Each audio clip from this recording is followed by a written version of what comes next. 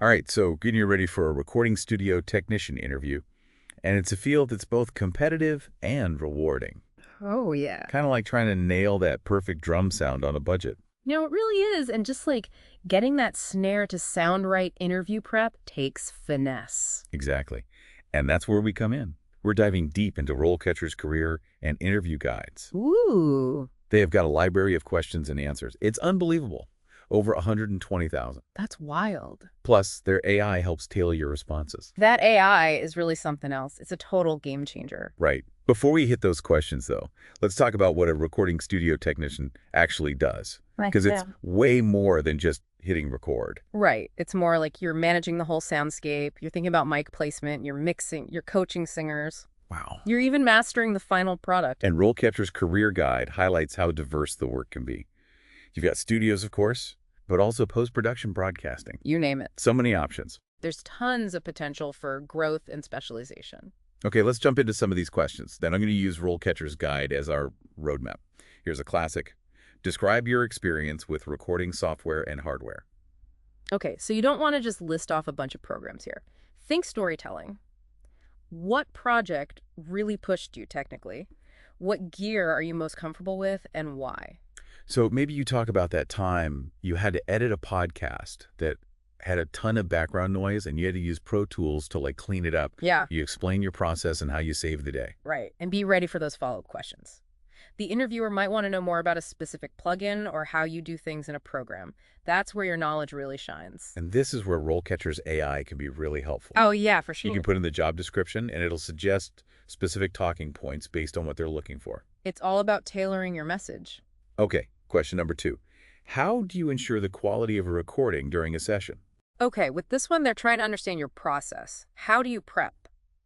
What are some red flags you look out for? So it's like you're an audio detective. Exactly. Yeah. You're listening for problems, making sure the levels are good, monitoring all those technical details. But don't forget about those soft skills. Oh, right. You've got to be able to communicate clearly with the artists to get the sound they want. Absolutely. It's a collaboration. For example, if a guitarist wants a heavy, distorted sound, you could mention how you'd work with them to get that right amount of gain and distortion using different pedals or amp settings. Yeah, I love that. What about follow-up questions? Like, what if they ask about a specific challenge you faced during a session and how you fixed it? That's where a good anecdote can really come in handy. Like maybe you had a session where the bass was too loud and you had to use EQ to make room for the other instruments without losing that low-end punch the bassist was going for. Makes sense. Well, Okay, question number 3. How do you handle difficult clients or band members during a recording session? the dreaded diva moment. It ha- It's all about staying calm and professional. They want to know you won't let creative tensions ruin the whole session. Big time. Mm. So if a drummer isn't happy with their sound, how would you handle that? Well, first I try to figure out what they're unhappy with. Is it the overall tone? Do they feel buried in the mix? Once I understand the issue, then we can start troubleshooting. Maybe we need to adjust the microphone placement, tweak the EQ, or even suggest different drumming techniques. So you're not just a technician, you're a creative problem solver. Exactly. And even if you haven't had to deal with a difficult client yet, you can still show you understand these dynamics. True. What about drawing on observations from live shows you've seen? Like when the lead singer's mic cuts out and the engineer has to fix it super fast. Absolutely. Real-world examples are so powerful. And RoleCatcher's AI can help you frame these stories to highlight the skills that match the job. So smart. Okay, let's look at question 4. Describe your experience with mixing and mastering. Now, this is where you get to geek out a little. You get to show off your knowledge of sound. Maybe you could talk about a project where you really nailed the mix, highlighting the techniques you used. But what if you don't have a ton of experience? That's okay. Just be honest and show that you're eager to learn. You could even name drop a mastering engineer you admire or a technique you're excited to master. It shows you're passionate and you care. Right. What kind of follow-up questions should we expect here? Well, they might ask about your philosophy on mixing, your approach to certain plugins, your understanding of different mastering techniques. It's all about showing your deep knowledge and love of sound. Exactly. Now, before we go to the next question, let's take a quick look at what RoleCatcher's career guide has to say about... Hold on. Before we get ahead of ourselves, let's tackle question 5. What is your experience with recording live performances? Ah, yes. Live sound. That's a whole other animal. Right. This is about thinking quickly, adapting to unexpected challenges, and sometimes even improvising a fix when something goes wrong. Like when a cable cuts out mid-song. Exactly.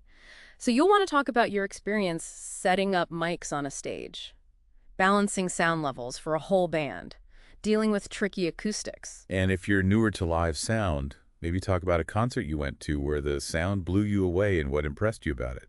Did you look up the engineer who mixed it? That's a great idea. It Mhm. shows you're paying attention and that you have an ear for quality. Okay, now let's pause for a second and check out RoleCatcher's Career Guide. They have some great advice on. Oh, wait, one more question before we do. How do you stay up to date with the latest recording technology and techniques? Because this field is constantly changing. That's so true. They want to see that you're a lifelong learner. Right. So talk about any workshops, online courses, or conferences you've been to. Are you subscribed to any industry magazines or blogs? Do you follow engineers you admire on YouTube? Oh, and all those deep dives into gear reviews on YouTube. Absolutely. Yeah. Anything that shows you're curious and staying current. Yeah, that passion really makes a difference. Okay, now let's take a look at what RoleCatcher's Career Guide says about it. Well, one of the things they really emphasize is the importance of continuous learning. Building your portfolio and networking. These are the keys to moving from entry level to a more seasoned technician, maybe even becoming a producer down the line. Oh, wow. It's like leveling up in a video game. You keep gaining experience, unlocking new skills, and connecting with other players. I love that analogy. Think about attending industry events or connecting with people online. Imagine meeting your favorite producer at a conference. That's amazing. Right. It could open so many doors. Okay, back to the interview questions. This next one is all about troubleshooting. Describe a time when you had to troubleshoot a technical issue during a recording session. Everyone loves a good problem-solving story. This is where you show you can stay calm and think clearly when things go wrong, because trust me, technology can be unpredictable. Oh, I remember that time we were recording in that tiny basement studio and the power went out. Oh no! We had to use flashlights and backup batteries. It was crazy. That's a great example. For this question, pick a specific time where you identified the problem, figured out the cause, and found a solution. And don't be afraid to get technical here. Talk about signal flow. Maybe you discovered an impedance mismatch. Yeah, recognizing those kinds of issues early can really save a session. What about follow-up questions, though? What if they ask about a time when you couldn't fix the problem? Ooh, that's a tough one. Honesty is key. Just describe what you did, who you talked to, and what you learned from the experience. Even a failure can be a learning opportunity. Exactly. It shows humility, resourcefulness, and a desire to improve.